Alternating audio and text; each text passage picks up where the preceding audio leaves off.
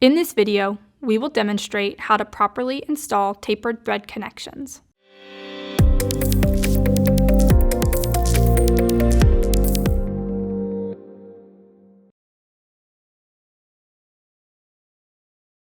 Starting 1 or 2 threads from the lead edge, apply 1.5 to 2 wraps of PTFE tape in a clockwise direction.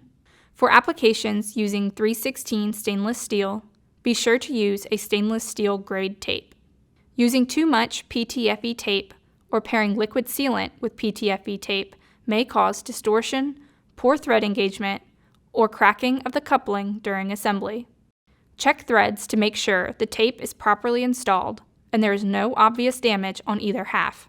Align male and female threaded connections and carefully begin threading the two halves together. Finger tighten the connection and create a reference mark on the hex of the coupling and hose end or adapter. This mark will help identify the number of turns in the next step. Using an even and smooth force, tighten the connection with a wrench according to the TFFT values listed in the table. Do not over-tighten. If you have any questions, comments, or concerns, please contact us at dixonvalve.com. And don't forget to subscribe to our YouTube channel.